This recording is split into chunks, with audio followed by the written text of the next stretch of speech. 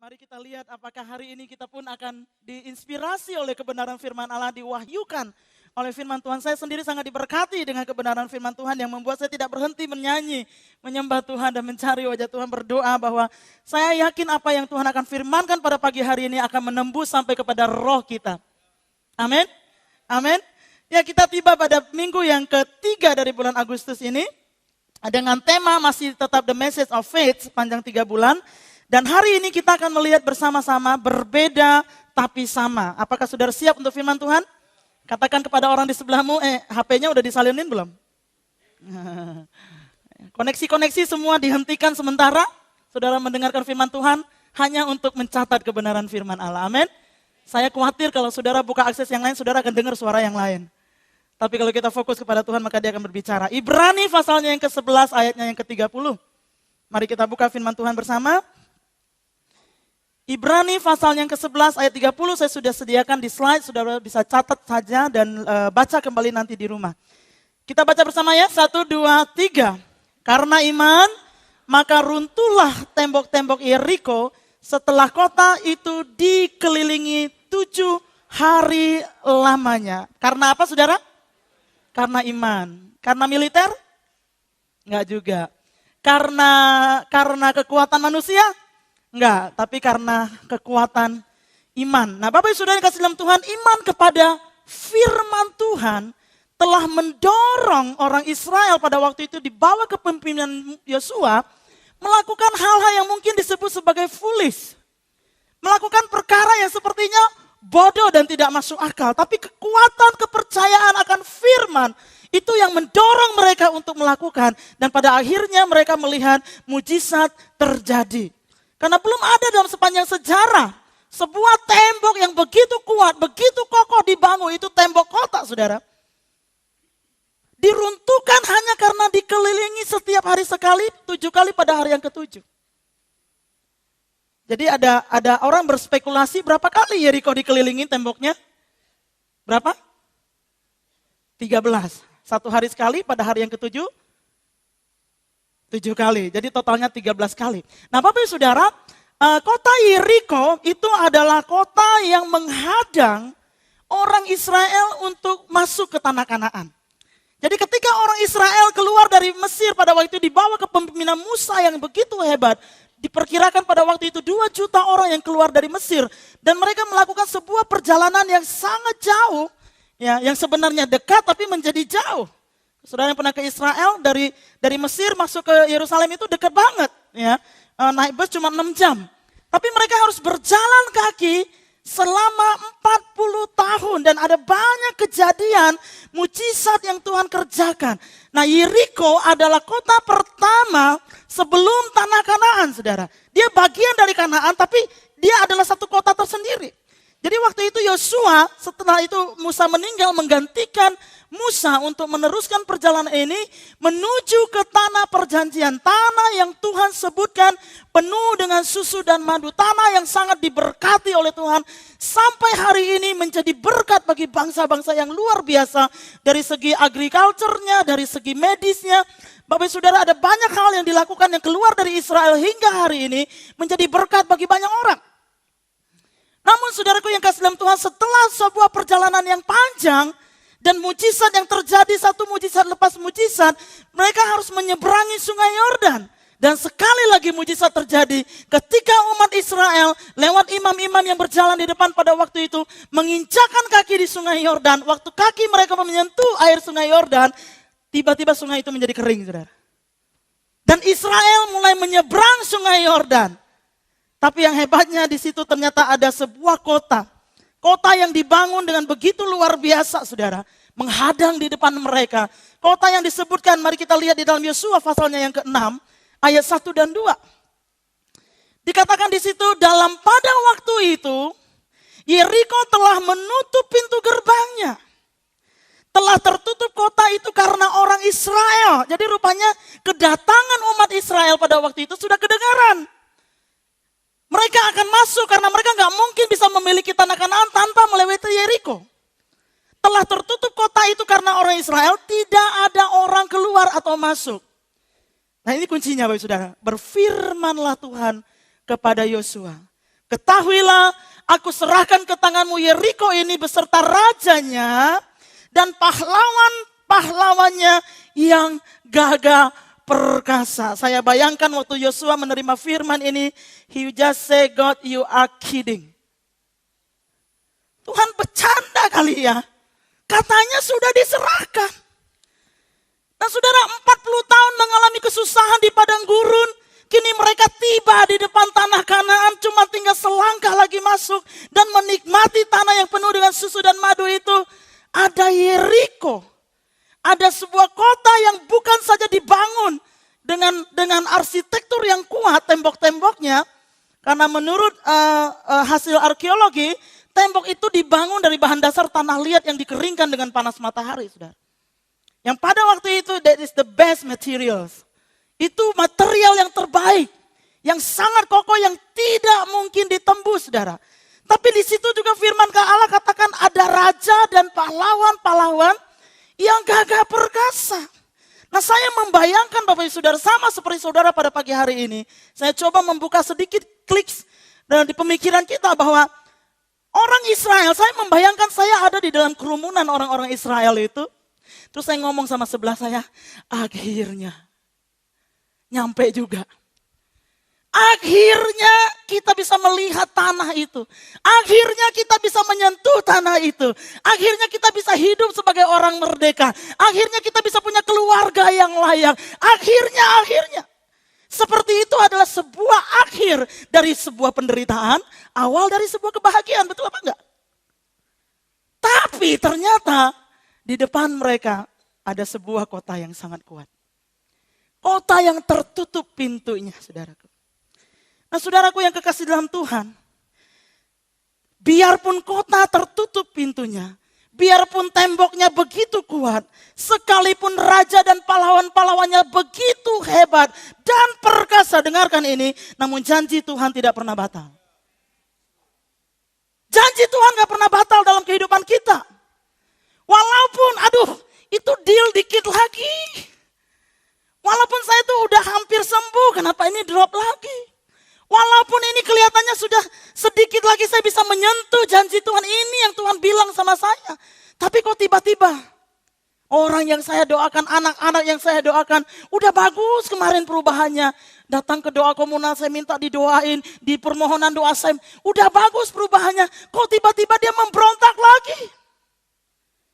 Berapa banyak di antara kita pada pagi hari ini, kita mengalami keadaan seperti itu.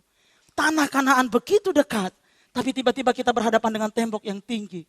Tembok yang kuat, yang rasanya sulit untuk ditebus. Dengarkan ini, janji Tuhan tidak pernah batal hanya karena ada tembok di dalam kehidupan kita. Janji Tuhan gak pernah batal, dia gak pernah menarik kembali perkataannya karena dia sakit hati sama kita. Atau dia menarik perkataannya karena dia gak jadi nolong kita. Saudara, ketika kita berhadapan dengan masalah, seringkali kita berpikir, wah kayaknya Tuhan batal nolong saya. Wah kayaknya saya gak cukup layak untuk ditolong. Wah kayaknya Tuhan batal untuk mengangkat saya. Wah kayaknya Tuhan batal untuk menyembuhkan saya. Saudara lihat kehidupan Yusuf. Pada saat dia mendapatkan mimpi bahwa Tuhan akan angkat kehidupannya. Apakah besoknya kehidupannya langsung bagus? Ternyata besok dia dicurangin oleh saudara-saudaranya. Dia dijual oleh saudara-saudaranya. Bahkan dia harus menjadi hamba. Ada di dalam penjara menjadi budak, bolak-balik urusannya. Bertahun-tahun sampai pada akhirnya dia duduk sebagai Perdana Menteri di Mesir, saudara. Saudaraku, kalau harapan itu sudah sangat dekat dan tiba-tiba ada tantangan, bukan berarti Tuhan batal. Amin, saudara. Dia selalu Allah yang konsisten. Dia tidak pernah merubah keadaan. Bertahun-tahun yang lalu, satu ketika seorang hamba Tuhan, waktu saya masih menunggu izin saya tinggal di Malaysia, dalam sebuah KKR, mungkin saya sudah pernah ceritakan ini, saudara, saya juga lupa. Seorang hamba Tuhan dari Singapura, gereja Pasiris, berdoa dan dia bernubuat begini. Saya melihat kamu sedang ada di sebuah danau dan sedang mengajar di sebuah kapal yang kecil katanya. Tapi Tuhan bilang, lihat ke seberang danau. Di situ ada sebuah kapal pesiar yang sangat besar. Dan Tuhan bilang, Satu hari kamu akan mengajar di kapal pesiar yang besar itu. Saudara, setelah beberapa 3 bulan di Bekasi dan akhirnya izin tinggalnya keluar, saya ke Malaysia untuk sekolah Alkitab tujuannya. Dan pada saat itu saya memang ada di sebuah gereja yang sangat besar. Grace Community Church. Ya. Tapi di gereja yang besar itu, saya dipercayakan untuk melayani sekelompok orang Indonesia yang paling banyak kehadirannya 15 orang. Tapi apakah perjanjian Tuhan batal? Apakah hamba Tuhan itu salah mendengarkan?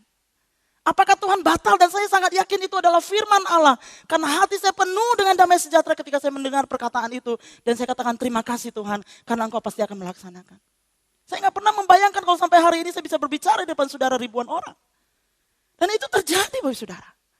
Jangan pernah ragu apa yang Tuhan taruh di dalam hati kita. Karena He's going to do it.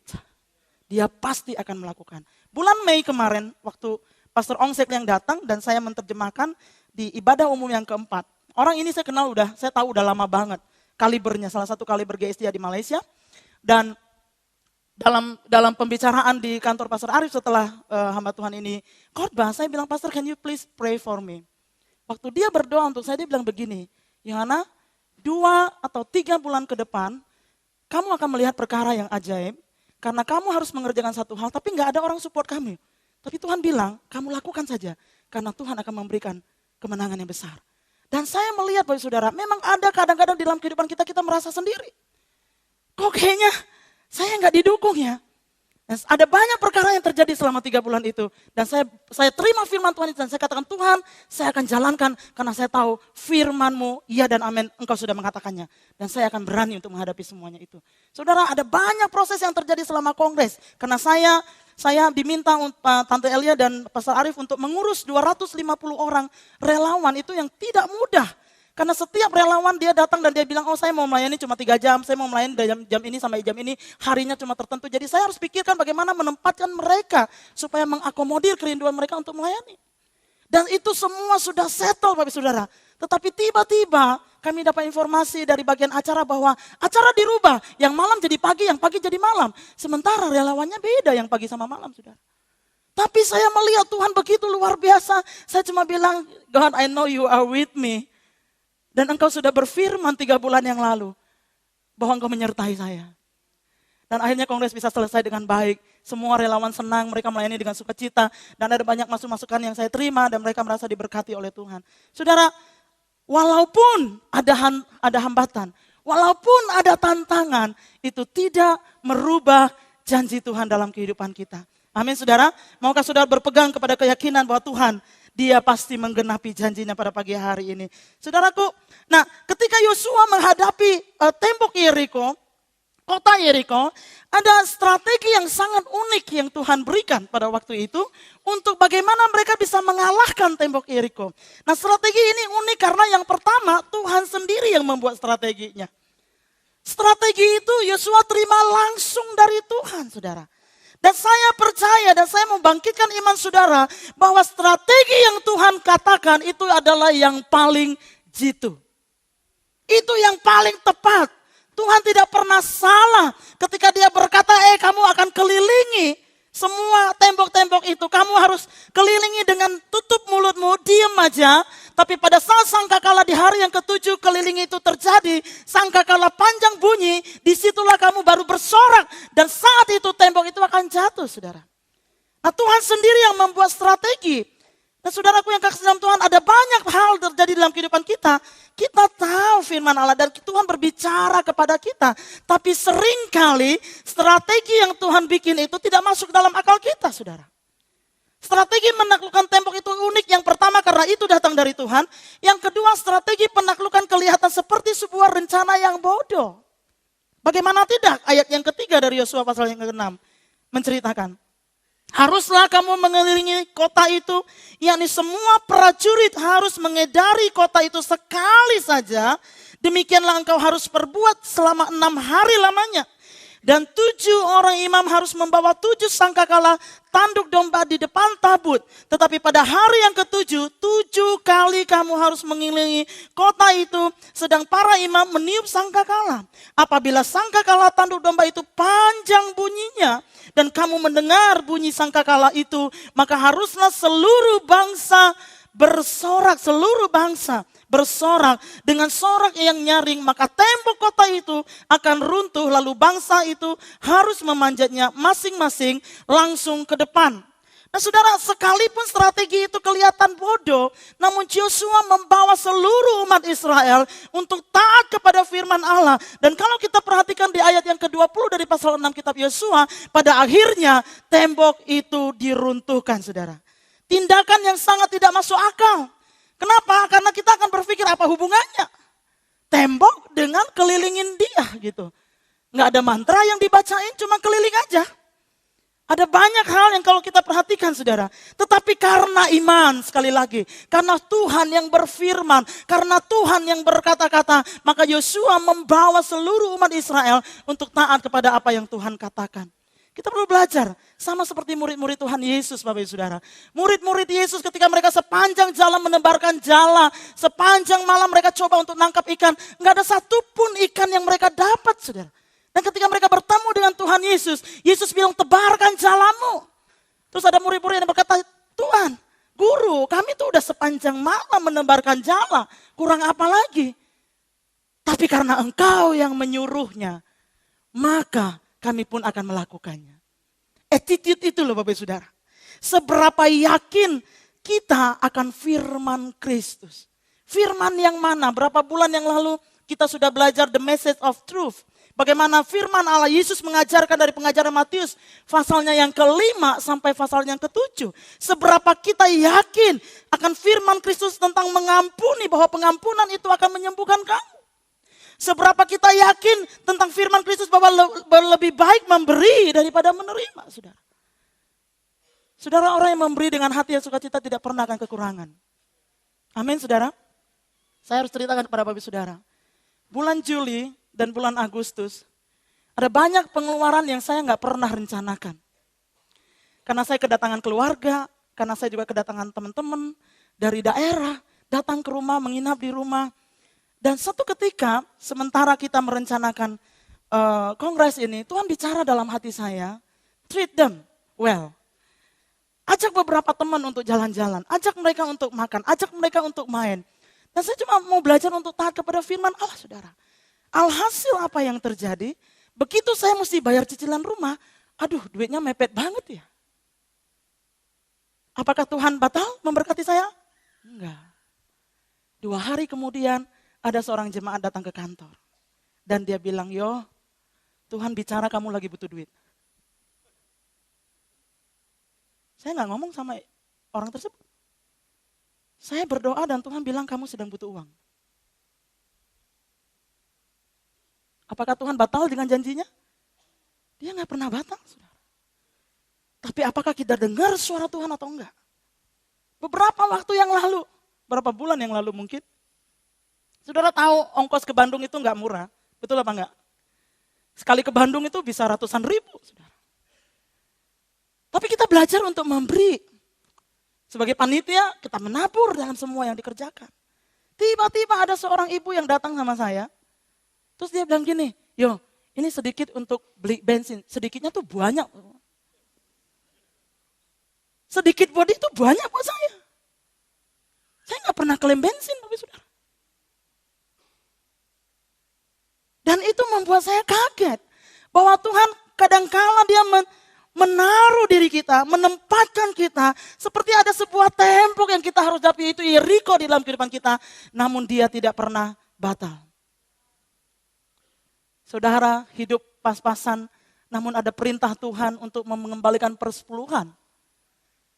Ada ajakan dan dorongan. Bulan depan kita ada seed of faith kembali untuk periode yang baru. Itu sebuah tantangan, saudara. Apakah kita yakin akan firman Kristus? Bahwa kita perlu cari dahulu kerajaan Allah. Bahwa kita jangan khawatir. Apalagi baru dengar seminar teks amnesti kemarin. Yesus bilang jangan khawatir. Pandang burung-burung di udara, bunga bakung yang ada di padang. Mereka tidak memintal tapi mereka selalu cantik. Burung di udara gak pernah berupaya segimana tapi mereka hanya terbang saja melakukan bagian mereka. Dan Tuhan mencukupkan mereka. Apa-apaan ini kebijakan tax amnesty. Apalagi pasti banyak yang kaget kemarin. Kalau nggak laporin harta katanya, salah satu bagian ini, dan ketahuan 90% jadi milik negara. Coba saudara. 10%-nya milik perpuluhan, habis ya udah.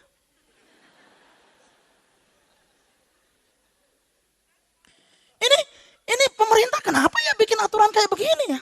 Dan kita mulai berargumentasi dalam pikiran kita, Tuhan dia nggak fair, dia bla bla bla bla bla bla dan lain sebagainya. Saudara, kalau engkau percaya kepada firman Allah, Yesus pernah berhadapan dengan murid-muridnya, bertanya soal teks, soal pajak.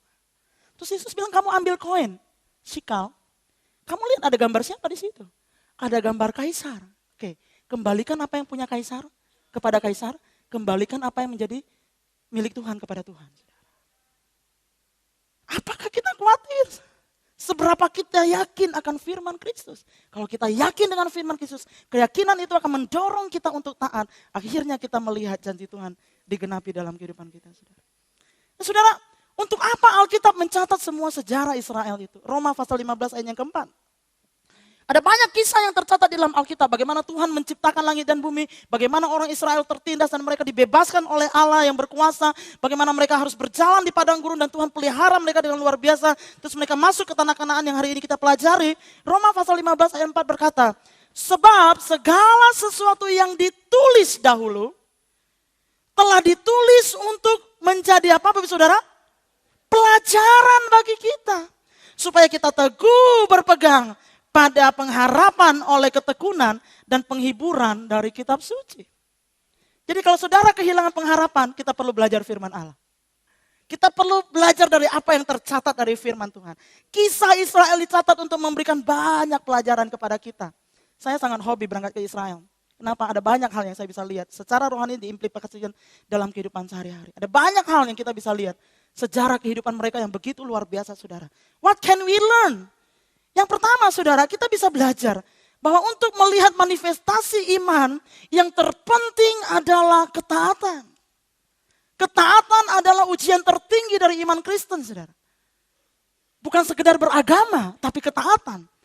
1 Samuel pasalnya yang ke-15 ayat 22, firman Allah mencatat, tetapi jawab Samuel, apakah Tuhan itu berkenan kepada korban bakaran dan korban sembelihan sama seperti kepada mendengarkan suara Tuhan?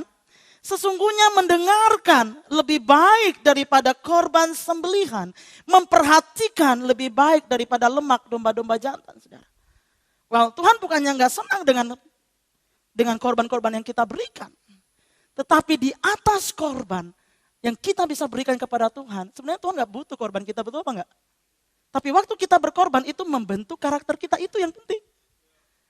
Saya ulangi lagi ya. Tuhan gak butuh persembahan kita, karena dia punya segala-galanya. Tapi ketika kita berkorban, di situ karakter kita terbentuk. Seperti Bapa memberi, kita umat tebusan pun memberi. Amin saudara. Seperti Yesus datang untuk mengasihi dan melayani, demikian juga kita melakukan hal yang sama. Dan itu membentuk karakter kita saudara. Nah dikatakan dalam firman Tuhan kata mendengarkan. Mendengarkan itu sebenarnya kalau dalam bahasa asli tolong dimunculkan. Itu adalah obey, mentaati dalam bahasa aslinya itu syama. Hear diligently, attentively with implication. Artinya mendengar dan mengimplementasikan. Mendengar dengan rajin belajar firman Allah, rajin mendengar firman Tuhan, dan mengimplementasikan dalam kehidupan kita, itu tingkat yang tertinggi bagi Tuhan. Itu persembahan yang terbaik bagi Tuhan kita, saudara. Oleh sebab itu, saudara, jangan menutupi ketidaktaatan kita dengan korban. Seolah-olah Tuhan senang dengan korban materi kita. Jangan menutupi ketidaktaatan kita dengan aktif melayani. Nggak salah dengan pelayanan, itu sangat baik saudara. Karena melayani pun membentuk karakter kita. Tapi ada banyak orang nggak ada di sini, di luar sana, di pinggir jalan dan di mana-mana. Dia menutupi ketidaktaatan dirinya dengan kelihatan aktif dalam pelayanan. Padahal Padahal di rumah suka pukul istri. Padahal di rumah gak tunduk sama suami. Padahal di rumah gak hormat sama orang tua. Padahal suka korupsi kalau kerja. Padahal suka nipu sana sini demi suatu kemajuan. Apa yang terpenting bagi Tuhan adalah ketaatan kita kepada Dia. Amin, saudara. Apalagi yang kita bisa pelajari? Yang kedua, jangan pernah meragukan cara Tuhan. Sehingga itu menyebabkan kita bolak-balik terus mempertanyakan. Kenapa mesti begitu Tuhan? Kan bukan ada yang cara lebih baik. Seringkali kita mempertanyakan Tuhan karena kita pikir cara kita lebih menarik. Cara kita lebih keren. Kalau dibom kan lebih hebat. Kenapa mesti diidarin begitu? Kalau Tuhan cuma perintahkan kebakaran seperti api yang turun dari langit yang melanda Sodom dan Gomora kan selesai semuanya. Jangan kita meragukan cara Tuhan yang membuat kita terus mempertanyakan pada akhirnya kita kehilangan kesempatan untuk melakukannya. Itu yang paling parah, saudara. Ada banyak orang cuma sibuk terus. Enggak salah dengan bertanya. Kita perlu bertanya kepada sumber yang tepat, yaitu Tuhan sendiri. Tapi kalau mempertanyakan karena meragukan cara Tuhan, itu yang jadi masalah. Kenapa memberi itu lebih berbahagia Tuhan? Gak masuk akal. Emang gak masuk akal perintah Tuhan seringkali? Seringkali kita punya cara sendiri dan kita ingin paksakan cara kita. Minta Tuhan supaya approve dong Tuhan. Kita mencari approval dari Tuhan dengan cara kita. Tapi Tuhan punya cara. Dan caranya yang adalah cara yang paling jitu. Amin, saudara. Satu kali Tuhan menggerakkan saya untuk minta maaf kepada salah satu ketua live. Gengsi dong minta maaf. Gembala wilayah minta maaf gimana sih Tuhan? Nah kamu mesti minta maaf. Dan saya bersyukur karena permintaan maaf itu memulihkan hubungan kami. Dan yang hebatnya, kami kerja lebih giat di dalam Tuhan bersama-sama. Ada satu pertumbuhan yang terjadi di situ Bapak Saudara. Cara kita tuh gak masuk akal. Cara Tuhan gak masuk akal. Cara kita yang seringkali masuk akal. Tapi seringkali itu bukan cara Tuhan. Tuhan bilang, seperti jauhnya langit dari bumi, itulah jauh cara kita dari cara Tuhan. Jalanmu daripada jalanku. Yang ketiga dari cerita ini, kita perlu belajar untuk memiliki iman yang aktif. Saudara, iman yang aktif ada 3 minimal komponen dalam peristiwa kemenangan Israel atas Yeriko. Yang pertama adalah iman yang merupakan dasar dari segala sesuatu, kita sudah pelajari itu. Yang kedua adalah tantangan yang iman. Tantangan iman itu sendiri adalah adanya tembok Yeriko dan kota Yeriko pada waktu itu. Dan yang ketiga adalah tindakan iman. Tindakan yang didasarkan iman kepada perkataan Tuhan. Perkataan Yesus. Saudaraku yang kasih dalam Tuhan, mempelajari iman, mengetahui tentang iman, mendengar tentang iman, tidak 100% menjadikan engkau orang beriman. Hanya karena kita ngerti firman Tuhan, terus kita disebut orang beriman? Belum, saudara. Tahu teori untuk masak, belum tentu jadi saudara masak yang baik. Tahu teori untuk nyetir, belum tentu saudara bisa nyetir dengan benar di jalan. Tahu teori tentang bahasa Inggris, belum tentu saudara bisa fasih berbahasa Inggris. Itu sudah jelas. Tahu teori tentang iman, tidak 100% membuat saudara orang yang beriman. Sampai iman itu diuji, yaitu tembok Yeriko. Makanya kita perlu punya iman yang aktif. Bukan iman yang pasif. Untuk memiliki iman yang aktif, we need exercise, saudara. Kita butuh apa yang disebut dengan spiritual fitness. Banyak yang fitness di sini, kelihatan dari postur badannya. Tapi kita bukan cuma butuh fitness jasmani, iman rohani kita juga perlu fitness. Kapan terjadi fitness? Ketika masalah mulai datang. Ketika ada Yeriko dalam kehidupan kita. Ketika ada tantangan-tantangan di mana kita ditantang untuk percaya tanpa takut, tanpa ragu bahwa Tuhan ada menyertai dengan kita. We need exercise. Spiritual fitness. Saudaraku, mungkin Bapak Saudara lagi mengalami masalah. Berdoa udah bertahun-tahun. Berharap udah berulang-ulang. Dari rajin ke gereja, males ke gereja, rajin lagi ke gereja, males lagi. Ini udah yang kesekian kali. Dari rajin baca Alkitab, udah males lagi, rajin lagi, males lagi, udah bolak-balik. Saudaraku, namun masalah itu belum pergi. Pagi hari ini saya mau katakan pada saudara, this is the opportunity. Ini adalah kesempatan bagi kita untuk melakukan spiritual fitness. Yang saya yakin, kalau fitness itu dilakukan dengan teratur dan dengan terarah, dengan tujuan yang jelas, pasti akan mendatangkan hasil. Amin, saudara. Nah, saudara, yang keempat yang kita bisa pelajari dan ini yang menjadi puncaknya, bahwa cara Tuhan menyertai berbeda, tetapi Tuhan dalam kasih karunia, dalam janji, dalam firman, tidak pernah berubah. Kalau kita melihat bagaimana orang Israel keluar dari Mesir, Tuhan menyertai dengan tanda-tanda yang ajaib. Tuhan menyertai dengan tulah-tulah yang sangat mengherankan, yang membuat orang terkagum-kagum. Ya, Tuhan menyertai dengan banyak mujizat, terbelahnya laut Teberau. Tuhan menyertai dengan begitu hebat. Bangun pagi udah ada roti dari surga, siang sebelum lapar udah ada burung puyuh. Kalau mau jalan sudah ada tiang awan di siang hari, kalau malam hari sudah ada tiang api. Kita melihat penyertaan Tuhan yang begitu aman, membuat mereka begitu yakin, saudara-saudaraku. Namun ketika tiba di Kanaan, something changed. Ada yang berubah. Mana tiba-tiba berhenti dari delivery. Nggak tahu tuh orang Israel salah pencet nomor apa enggak. Nomor telepon delivery maksudnya. Tiba-tiba mana berhenti dikirimkan. Burung puyuh juga berhenti dikirimkan. Tiang api untuk memandu perjalanan mereka itu tiba-tiba hilang. Malam juga udah mulai gelap, nggak ada lagi tiang api untuk menuntun kehidupan mereka, saudara-saudaraku. Namun berarti Tuhan tidak menuntun mereka. Namun tidak berarti bahwa Tuhan tidak ada. Saudara, kalau kita melihat mungkin orang-orang Israel yang pada waktu awal-awal ketika mereka kehilangan mana surgawi dan burung puyuh dan kebutuhan yang lain-lain, mereka mungkin akan kaget dan bertanya, di mana ya mananya ya? Tuhan ada apa enggak? Saudara, mungkin kita juga pernah mengalami hal seperti itu. Tuhan, biasanya kalau tanggal-tanggal segitu tuh saya udah punya segitu Tuhan. Biasanya Tuhan kalau udah begini, wah bos saya udah ngerti saya banget Tuhan. Tuhan kalau biasanya begini tuh ya pelanggan saya biasanya bayar Tuhan. Tapi tiba-tiba stop aja saudara. Apakah saudara nggak bertanya-tanya? Saya yakin saudara bertanya-tanya seperti saya. Pasti kita bertanya-tanya.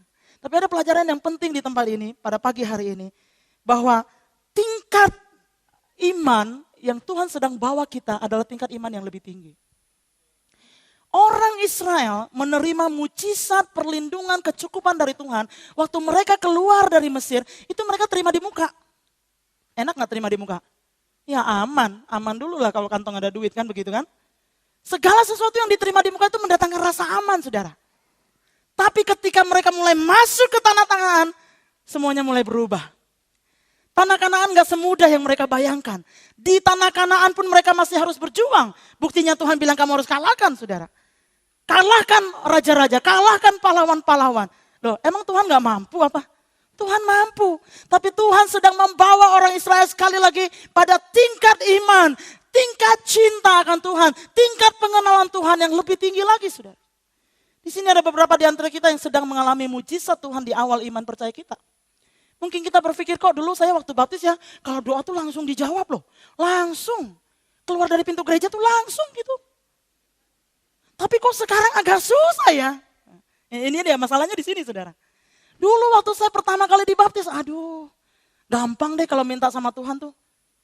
Tapi kok hari-hari ini agak sedikit sulit. Mana gereja ngajar mesti WPDA lagi, mesti ke live lagi, mesti beginilah, mesti begitulah dan lain sebagainya. Seolah-olah ada satu tingkat kesulitan yang lebih tinggi daripada hanya sekedar minta. Kalau dulu Tuhan, lapar nih Tuhan, enakan di Mesir banyak daging, kirim burung puyuh. Ya kan? Tuhan kau nggak jawab doa saya, saudaraku, namun ada beberapa di antara kita, mana dan burung puyuh sudah diangkat. Tapi kita harus bekerja keras, karena itu adalah firman Allah saudara. Walaupun di tanah Kanaan, tapi bangsa Israel bekerja sampai hari ini. Saudara. Mereka harus pikir bagaimana tanah mereka harus terus ada air. Satu kali saya ada di rumah teman saya di Israel. Dan Dia cerita, dia bilang, penelitian di Israel membuktikan bahwa dalam waktu 50 tahun yang akan datang, Israel akan kekurangan air. Dan mereka kekurangan air karena hanya bergantung kepada 6 mata air yang ada. Tetapi akibat dari masalah tersebut, mereka mulai berpikir bagaimana menjadikan Israel negara yang limpah ruah dengan air. Dan hari ini sudah terjadi, saudara. Dan mereka mengklaim sebagai negara yang tanpa batas airnya. Dan saudaraku, ada banyak pergumulan. Kalau kita lihat mulai dari kisah Yosua masuk ke tanah Kanaan, itu udah gak begini lagi sama Tuhan. Tapi mereka harus berjuang, tapi Tuhan menyertai. Janji Tuhan gak berubah untuk menyertai. Dia tetap sama, tapi situasi yang kita hadapi sekarang berbeda. Karena Tuhan sedang membawa kita kepada satu kedewasaan rohani yang tinggi. Kedewasaan rohani yang lebih kuat lagi di dalam dia. Nah ini dibuktikan dalam kitab Yosua kalau kita bisa baca saudara.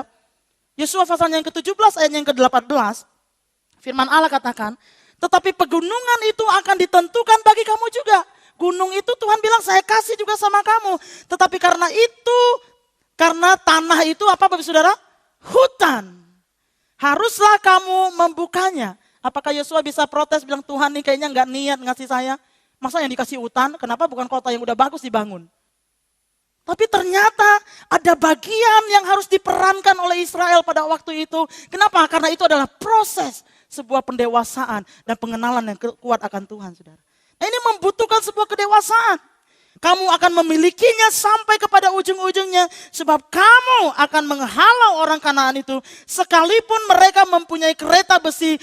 Dan sekalipun mereka kuat. Tuhan gak bilang mereka lemah gampang. Kamu cuma sedikit usaha aja mereka udah kalah semua. Enggak, mereka kuat. Mereka punya kereta besi.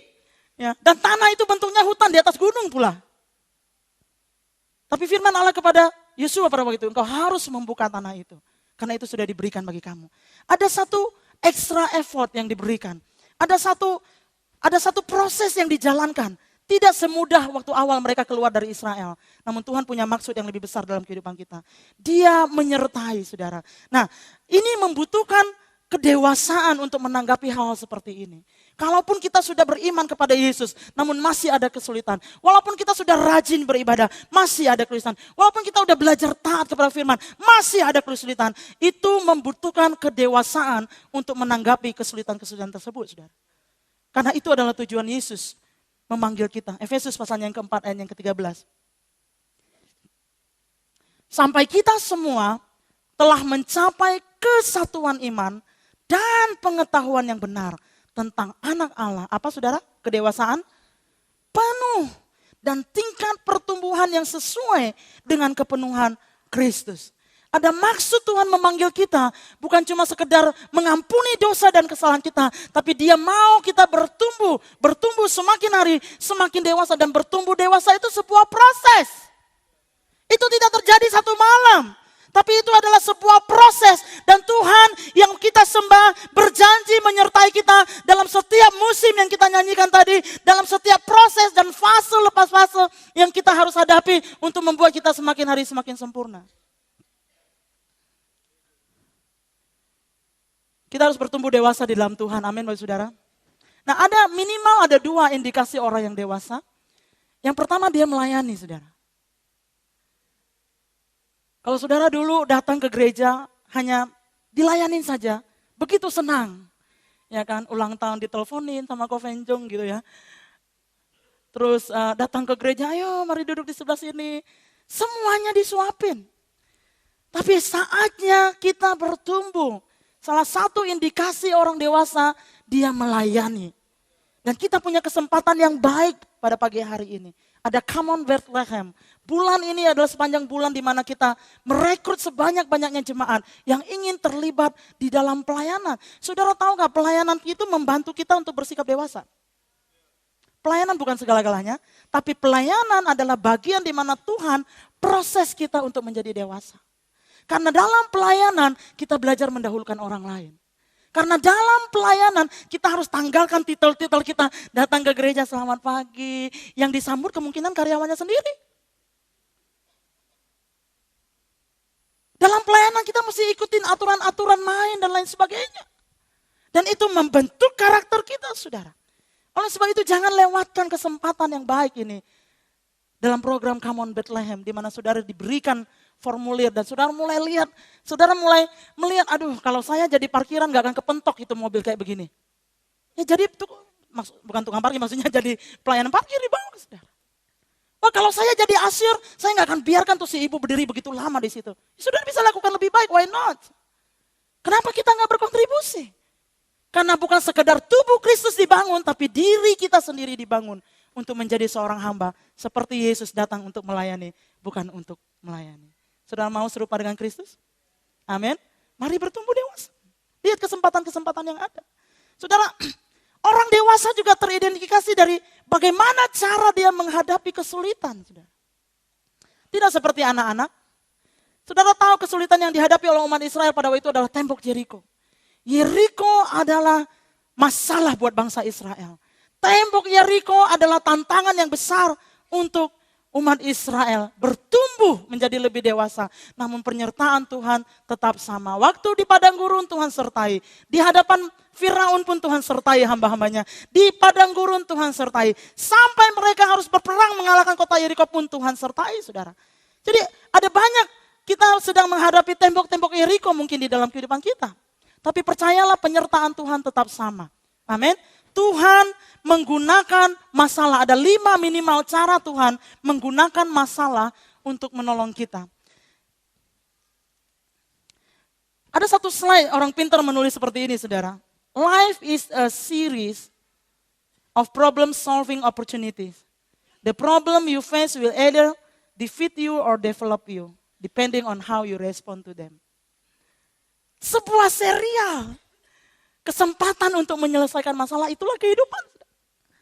Dan ada 5 cara yang Tuhan pakai untuk bagaimana masalah itu menjadi sesuatu yang membangun kehidupan kita. Yang pertama, masalah yang ada itu mengarahkan kita, saudara. Tuhan kadang-kadang perlu menyalakan sedikit api untuk kita bergeser dari tempat duduk kita. Udah nyaman banget saya duduk di sini. Kadang-kadang harus ada api biar geser dikit gitu. Panas soalnya. Kadang-kadang dalam kehidupan kita masalah seringkali menunjukkan kepada kita arah baru dan motivasi baru untuk kita berubah. Berapa banyak orang yang ke gereja karena sakit. Berapa banyak orang yang karena kesusahan dia datang dan cari Tuhan jadi lebih rajin berdoa. Berapa banyak orang yang belajar untuk menantikan Tuhan karena dia punya masalah.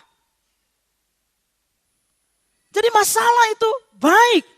Kalau kita respon dengan benar. Amsal 20 ayat 30 berkata, bilur-bilur yang berdarah membersihkan kejahatan dan pukulan membersihkan lubuk hati. Ada banyak. Ketika menghadapi masalah keuangan, krisis keuangan mulai terjadi dalam keluarga, kita harus adjust pola hidup kita. Akibat dari masalah itu kita jadi beralih. Akibat dari masalah itu kita jadi bergerak menjadi lebih baik lagi, saudara. Yang kedua, Tuhan menggunakan masalah untuk memeriksa kehidupan kita, saudara. Orang Israel itu walaupun dia adalah umat pilihan Tuhan, walaupun dia adalah umat tebusan Allah, sama seperti saudara dan saya pada pagi hari ini. Namun itu belum teruji apakah mereka sungguh-sungguh mengasihi Allah yang menebus mereka. Sama seperti kita, saudara. Manusia itu kalau dikatakan di dalam sebuah ilustrasi itu seperti tea bag, teh celup, ya, yang sering minum teh. Apa yang terjadi? Saudara celupkan itu di air panas kan? Baru keluar dan baru tahu itu rasanya teh kayak apa. Kadang-kadang kita mesti direndam di air panas. Baru tahu rasa hidup kita itu seperti apa. Apakah kita penuh kepahitan? Apakah kita penuh dengan ketidakpengampunan? Apakah kita penuh dengan iri hati? Apakah kita penuh dengan kekecewaan? Masalah yang akan menguji semua itu, saudara. Ketika kita menghadapi hubungan dalam keluarga yang bermasalah, orang tua yang tidak adil, orang tua yang favoritism, atau misalnya suami dan istri yang selingkuh, disitulah akan ketahuan apakah kita orang setia atau tidak. Disitulah akan ketahuan apakah kita tidak mengasihi firman untuk menghargai orang tua yang sulit untuk dihargai. Yakobus 1 ayat yang pertama, ayat yang kedua dan ketiga berkata, saudara-saudaraku, anggaplah sebagai suatu kebahagiaan. Cuman ada di pengajaran firman Allah. Anggaplah sebagai suatu kebahagiaan apabila kamu jatuh dalam berbagai-bagai pencobaan. Sebab kamu tahu bahwa ujian terhadap di imanmu menghasilkan ketekunan. Nggak ada pengajaran lain yang mengatakan bahwa pencobaan itu suatu kebahagiaan. Itu cuma ada di dalam Alkitab saudara dan saya. Itu cuma ada dalam firman Kristus yang hidup. Bahwa ujian yang diresponi dengan benar akan mengembangkan iman kita. Menumbuh kembangkan karakter kita. Saudaraku yang kekasih di dalam Tuhan, kita akan teruji menjadi orang yang mengucap syukur apa enggak ketika apa yang kita miliki itu diambil. Ketika kita dicurangi, ketika kita merasa dirugikan, apakah kita masih mengucap syukur kepada Tuhan? Itu akan teruji ketika melalui kejadian-kejadian seperti itu, saudara. Yang ketiga, Tuhan menggunakan masalah untuk mengoreksi kita. Seringkali kita belajar melalui kegagalan dan kesakitan. Kadang-kala kita hanya belajar untuk menghargai apa yang Tuhan berikan ketika kita kehilangan hal tersebut. Kita belajar menghargai waktu kita ketinggalan pesawat. Kita belajar menghargai hubungan waktu kita kehilangan orang-orang yang kita kasihi. Kita belajar untuk menghargai satu dengan yang lain ketika kita harus berpisah satu dengan yang lain. Saudara, masalah yang kita hadapi akan mengoreksi kehidupan kita. Mengalami kerugian yang besar baru ngerti bahwa manajemen uang yang baik itu penting. Sebelumnya gak pernah belajar itu. Tapi begitu ada masalah, oh iya ya, rupanya saya salah dalam manajemen dan lain sebagainya. Saudara. Mazmur 119 ayat yang ke-71 firman Allah berkata, bahwa aku tertindas itu baik bagiku. Berulang-ulang Alkitab mengatakan pencobaan itu baik. Tertindas itu baik supaya aku belajar ketetapan-ketetapan. Jadi Bapak Ibu Saudara, masalah yang kita hadapi harus membuat kita belajar sesuatu. Ini yang penting Bapak Ibu Saudara.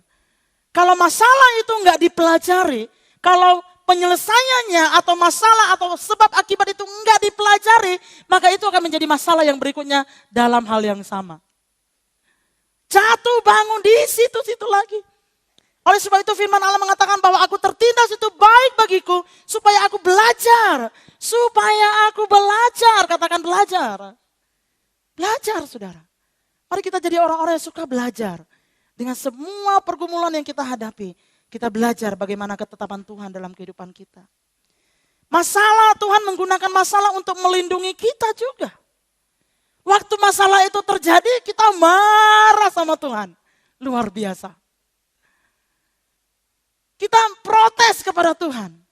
Tapi tanpa kita sadar dan kalau kita cukup rendah hati, seringkali melalui masalah itu Tuhan sedang melindungi kita. Kejadian pasal 50 ayat 20, cerita tentang Yusuf.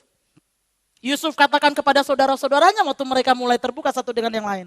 Memang kamu telah mereka-rekakan yang jahat terhadap aku. Tetapi Allah telah mereka-rekannya untuk kebaikan dengan maksud melakukan seperti yang terjadi sekarang ini. Yakni memelihara hidup suatu bangsa yang besar. Ada beberapa di antara saudara yang saya dengar ceritanya mengalami PHK. Dan waktu di PHK itu sesuatu yang menyakitkan. Betul apa enggak? Tiba-tiba kehilangan pekerjaan. Bagaimana dengan kebutuhan-kebutuhan di dalam rumah tangga? Bagaimana dengan kebiasaan-kebiasaan cicilan pengeluaran dan ini dan itu dan lain sebagainya?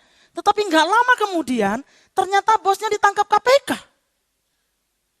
Akhirnya saudara bersyukur, puji Tuhan kalau saya waktu itu masih di perusahaan itu pasti kemungkinan kita akan ketangkap juga saudara. Mari belajar melihat bahwa Tuhan ada dalam setiap masalah yang kita hadapi. Bahwa dia tidak pernah melupakan apa yang kita hadapi. Dia tidak pernah membiarkan kita jatuh sampai tergeletak saudara. Dan yang terakhir saudara, Tuhan menggunakan masalah itu untuk menyempurnakan kehidupan kita. Masalah jika disikapi dengan benar akan membangun karakter kita. Dan Tuhan jauh lebih tertarik dari karakter yang terbangun dalam kehidupan kita. Karena hanya karakter kita dan hubungan kita dengan Tuhan yang akan dibawa sampai kepada kekekalan. Bukan harta kita, bukan jabatan kita, bukan pakaian yang kita punya, bukan rumah yang kita punya. Tapi hanya karakter kita dan hubungan kita dengan Tuhan yang akan dibawa masuk kepada kekekalan. Tembok Yeriko merupakan masalah bagi orang Israel. tapi Tuhan tetap menyertai. Apakah saudara sedang menghadapi tembok Yeriko pada pagi hari ini? Tebal dan sulit untuk ditembus. Saudara, ada masalah bukan berarti tidak ada Tuhan. Waktu Israel berhadapan dengan tembok Yeriko, bukan berarti Tuhan tidak ada di sana. Amin. Tuhan ada di sana. Dan penyertaannya sempurna. Seperti dia menyertai orang Israel waktu mereka lahir baru keluar dari Mesir. Mereka juga menyertai Israel pada saat mereka harus berjuang menaklukkan Kanaan dan pahlawan-pahlawan yang gagah berani. Seperti Tuhan menyertai saudara sebelum saudara terima Yesus dan sampai saudara lahir baru di dalam gereja. Dan terima Yesus sampai hari ini saudara diajak untuk bertumbuh bersama-sama dengan Tuhan. Udah dengar firman Allah berkali-kali, belajar untuk taat, rajin berdoa, baca firman. Namun tetap masalah pagi hari ini Tuhan tetap menyertai kita. Amin. Situasi yang kita hadapi berbeda. Kalau dulu saya masih jiwa baru, sekarang saya jiwa lama, tapi semangat selalu baru. Tuhan menyertai dulu dan Tuhan menyertai sekarang. Mari bangkit berdiri bersama-sama dengan saya. Saudara, adakah keadaan yang membuat saudara mendengar suara bahwa Tuhan batal menyertai saudara? Tuhan batal dengan firman-Nya. Tuhan batal dengan janjinya. Ingat baik-baik, Hawa tertipu oleh suara iblis. Amin. Tetapkan dalam hati kita apapun musim yang kita hadapi. Mau kita jiwa baru atau jiwa lama. Mau kita baru baptis atau sudah lama dibaptis dan baru belajar untuk melayani Tuhan. Adapun segala musim dalam kehidupan kita, penyertaan Tuhan adalah sempurna. Amin, saudara. Ibrani 10 ayat 23. Mari kita baca bersama ayat ini sebelum kita berdoa bersama-sama. Ibrani 10 ayat 23 berkata,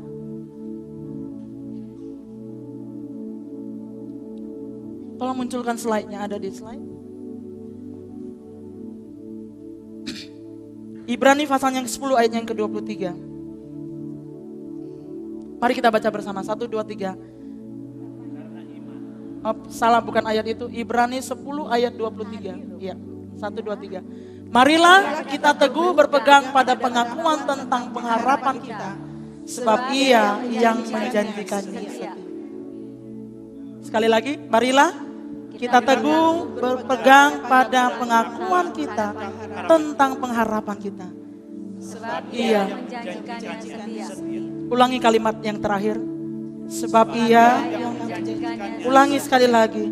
Sebab Ia yang menjanjikannya setia. Ada beberapa di antara saudara yang merasa tertipu dengan orang-orang. Saudara merasa dicurangi. Dan itu menjadi tembok Yeriko bagi saudara untuk berdoa bagi orang itu. Untuk mengampuni, untuk mengasihi orang itu. Ada satu ayat firman Tuhan yang saya ingin saudara baca bersama-sama dalam 2 Timotius pasal 4 yang ke-18. Baca ayat ini. Dan ingat pada pagi hari ini, Tuhan tetap menyertai kita. Walaupun keadaan yang kita rasakan tidak nyaman, tapi Dia tidak pernah berubah penyertaannya. Mari baca bersama-sama. Saudara yang merasa dicurangi, saya tahu firman ini untuk saudara. Saudara yang merasa ditipu, dicurangin orang. Saudara yang merasa dirugikan oleh orang lain. Dan saudara merasa ini gak fair, ini gak adil. Kok dia bisa melakukan hal itu kepada saya, padahal saya udah baik sama dia. Dan lain sebagainya. Saudara saja yang mengalami hal ini. Saya mau saudara baca ayat ini. Karena perkataan firman tidak akan pernah kembali dengan sia-sia. Mari baca bersama, 1, 2, 3. Dan Tuhan akan melepaskan aku dari setiap usaha yang jahat. Dia akan menyelamatkan aku sehingga aku masuk ke dalam kerajaan-Nya di surga. Baginya lah kemuliaan selama-lamanya. Penyembahannya sungguh sempurna dalam kehidupan kita. Mari angkat hati kita kepada Tuhan dan terima kekuatan yang baru dari Dia. Saudara yang butuh kekuatan karena tembok saudara begitu tebal. Dan saudara rasa, dikit lagi kenapa ada halangan. Tuhan janji memberikan anak, tapi mungkin saudara mengalami keguguran pada pagi hari ini. Saudara, Tuhan janji bahwa Dia akan menyertai, tetapi kok ada tantangan dalam usaha-usaha. Tuhan janji bahwa keputusan ini yang engkau harus ambil, tapi kok begitu diputuskan, kok ada halangan-halangan. Pagi hari ini saudara yang butuh kekuatan dari Tuhan, angkat tanganmu di hadapan Tuhan. Dan terimalah berkat dari Allah, kekuatan dari Tuhan, impartasi dari firman Allah.